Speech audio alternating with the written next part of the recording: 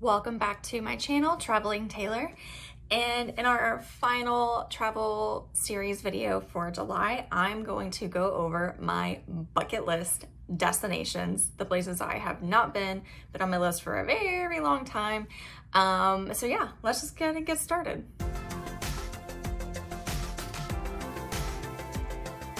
Okay, so the one thing that traveling has showed me is that my list will never get shorter. It will only get longer. It doesn't matter how many places I go, there's always more to see and more to explore. So I've narrowed this list down to just my top 6 bucket list destinations, but there are definitely many more that I would love to visit. Obviously, once the pandemic is over and traveling is safe again, but these will be the first ones on my list when it's time to go. So let's start in North America. I have a handful of places here in the US and Canada that I would love to go. And the first one is to do a tandem Seattle and Vancouver trip. I don't remember who planted this idea in my head. I think it was a former coworker to fly to Seattle, spend a few days there exploring the city, and then actually taking the train up through the border up to Vancouver. The thing that I've heard the most from that train trip is that it's just absolutely gorgeous. That area of the country is just as mountainous and it's just beautiful. I love to travel by trains, and I've never been to Canada. I know, it's crazy. People are like, wait, what? You live in the US, you've never been there. But I'm from Texas, Canada is very far. So I've been to Mexico a few times, that makes sense. But yeah, I've never been to Canada. So I would love to see Vancouver, I would love to see Seattle, and I would love to do that train trip in between. It sounds like a great plan to me. Also, you don't have to rent a car, so even better. Now, also sticking within the US and North America is my second bucket list destination is New Orleans, Louisiana. Now, this one is a lot closer to me and has been for my whole life, and I actually cannot believe I've never been here, but it draws me in because it's just so different from so many other cities in the US. It has a lot of French influence, which a lot of our other cities don't have. And so it just has a different culture and history, and the food. I mean, the food is so different and amazing, and it can be done in a road trip from Texas. So New Orleans is definitely a place that I'm interested in. And I've known a lot of people who've been there, obviously, being so close to Texas, but I haven't been myself, and I would like to go and just see what it's all about because I think it has a lot to offer. Moving across the ocean over in Europe, there are 2 places that I have not been, which there are a lot of places I haven't been, but of all the places I've traveled the most, Europe is the one. I've visited the most countries and cities. 2 that I have not visited that I want to see are Prague and Portugal. Why Prague? This comes from when I was working for my study abroad company previously. We had a program in Prague, and through that I was just able to learn more about the city. I really didn't know a lot about it all the previous times I had been in Europe, and I didn't know why you would visit, but I just think it has a really unique European perspective. Like, there's parts of it that have really integrated into like the EU and that whole lifestyle, but they've also kept some of their own traditions and culture to themselves and didn't change those along the way.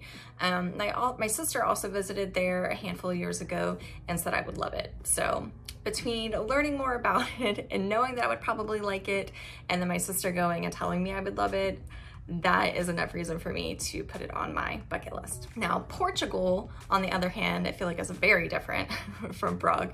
It has beaches, it has amazing food. Everyone I know that's been just says the food is amazing. People are friendly, and it feels just very open and welcoming country. And I think both of those, for me, Prague and Portugal, feel maybe a little less overwhelming than some other European destinations like London or Paris or somewhere in Spain, which I've visited a lot of these, and I do love large cities, but there's something about bringing it down just a little bit, but not losing, any of this experience along the way. So those are my top 2. I know a lot of people who've been to both of them and rave about them. And so of my European destinations, I think those are my top 2. And now, jumping from Europe down to the continent of Africa, which is another place I've never been. I've never stepped foot anywhere in Africa. There are two places that I very much want to visit, and I'm really sad because both of them I had plans to visit within the last 2 years and I wasn't able to make either trip. I was working towards it but never got there. So the first one is Morocco. This one again comes to me from my study abroad days. We had a program in Morocco, and we had students do like a photo contest like twice a year, and all of the Morocco photos were like always in the top of all of the categories. It just, the colors, and it was just so different from any other place that our students were submitting photos from. We also had Spain students who would do like a weekend excursion in Morocco, and they would like write on their evaluations, they would spend most of their time talking about how much they loved the Morocco trip. So again, rave reviews, and I really just picture myself riding a camel in the desert, which I know Morocco has way more to offer than that, but that's just like the thing that sticks with me. I mean, I've just heard that the country is just very friendly and welcoming and inviting and warm.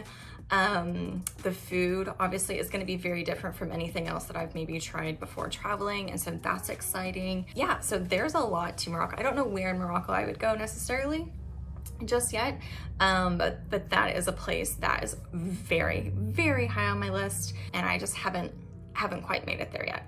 The last destination is also in Africa, is in Cape Town, South Africa. So like complete opposite parts of the continent. There's a lot I'm missing in between, but this is again just another place that I feel is just very different. It has cosmopolitan city feel to it. It has beaches, it has mountains, and everyone I know that's been is just like, there's so much to do. I feel like I didn't fit anything in. So those type of locations are always kind of intriguing to me when there's still a lot to experience. And Hacker Paradise typically does a trip to Cape Town once a year, which that was actually the trip I was gonna go on this year in 2020 until coronavirus. And the 7-in-7 Digital Nomad Conference was also supposed to be in Cape Town. So I had two reasons that I was gonna go this year, not happening, but that's okay. I will get there in the future. But it's just a place that everyone on those trips has just said is their favorite. Of all the places that they've been, Cape Town just is always in their top 3. And so yeah, I mean, why not? Why would I not want to go experience that? So